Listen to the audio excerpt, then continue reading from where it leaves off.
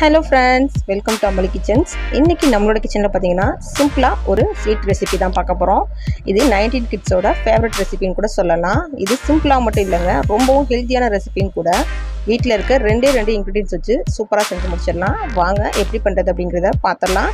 அதுக்கு முன்னாடி நீங்க நம்மளோட சேனலை ஃபர்ஸ்ட் டைம் பார்க்கறீங்கன்னா மறக்காம சேனலை சப்ஸ்கிரைப் பண்ணிருங்க. கூடவே பக்கத்துல இருக்க பெல் ஐகானை கிளிக் பண்ணுங்க.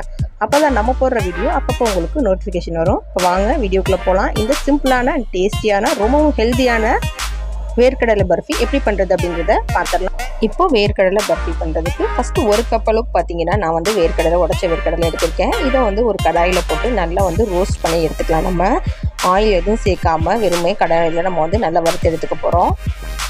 வேர்க்கடலையே வறுக்க போகும்போது கருகாமல் வறுக்கணும். அதே மாதிரி பார்த்திங்கன்னா எல்லாத்தையும் வந்து ஒன்று சேர மாதிரி வறுபட்டு எடுக்கணும். இப்போ ஓரளவுக்கு பார்த்திங்கன்னா நல்லா வறுத்துருச்சு. கருக விட்டோம் அப்படின்னா நமக்கு வந்து பர்பி வந்து கசந்துடும். ஸோ அதனால் கருக விடாமல் வறுத்துக்கலாம். இப்போ நல்லா வறுத்துருச்சு. இதை வந்து ஒரு பிளேட்டில் மாற்றிடலாம். இது வந்து ஃபுல்லாக கம்ப்ளீட்டாக வந்து ஆறணும். ஆறின பின்னால் வந்து இதோட தோலெல்லாம் ஃபுல்லாத்தையும் வந்து ரிமூவ் பண்ணிடலாம். இப்போ கொஞ்சம் டைம் வந்து ஆற விட்டுடலாம். இது பார்த்திங்கன்னா நல்லா ஆறிடுச்சு. இப்போ இந்த மாதிரி கைகளாலேயே நல்லா வந்து பிசைஞ்சு விட்டோம் அப்படின்னா தோலெல்லாம் தனியாக கலந்து வந்துடும். இது எல்லாத்தையும் நல்லா பிசைஞ்ச பின்னால் இதை நல்லா ஊதி விட்டோம்னா கூட இதோட தோல்லாம் பார்த்திங்கன்னா நல்லா பறந்துடும். இது எல்லாத்தையும் தோலை ரிமூவ் பண்ணி நம்ம எடுத்துக்கலாம். இதோ இந்த மாதிரி நம்ம வந்து வறுத்து எடுத்துக்கலாம். பார்த்திங்கன்னா தெரியும், ரொம்ப கருகாமல் சரியான பதத்தில் வறுத்து எடுத்துட்டோம். இப்போ இது எல்லாத்தையும் பார்த்திங்கன்னா ஒரு மிக்ஸி ஜாரில் போட்டு நம்ம வந்து பொடி பண்ணி எடுத்துக்க போகிறோம். கண்டினியூவாக ஃபுல்லாக வந்து நம்ம ஓட விடாமல் கொஞ்சம் கொஞ்சமாக வந்து நம்ம பல்ஸ் கொடுத்து எடுத்து குறைப்பாக வந்து நம்ம அரைச்சி எடுத்துக்கலாம்.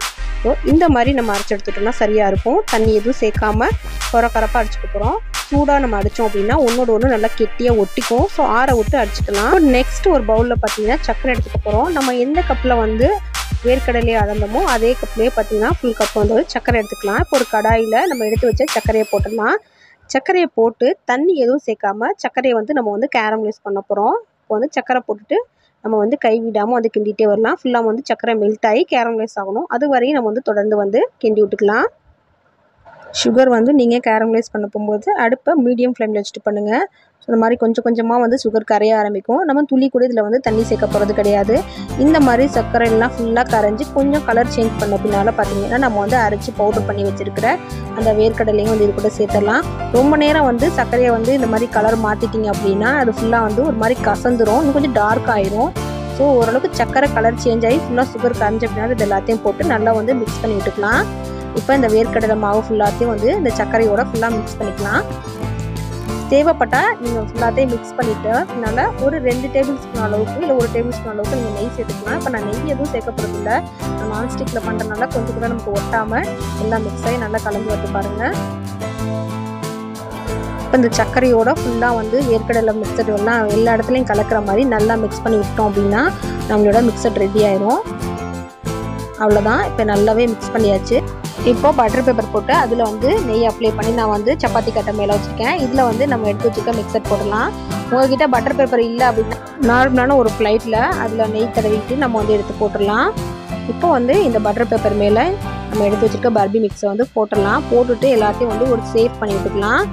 சேவ் பண்ணிவிட்டு சூடாக இருக்க போகும்போதே வந்து நம்ம கட் பண்ணிடலாம். ஆறுன பின்னால் நம்ம கட் பண்ணுறது கொஞ்சம் ஹார்டாக இருக்கும்.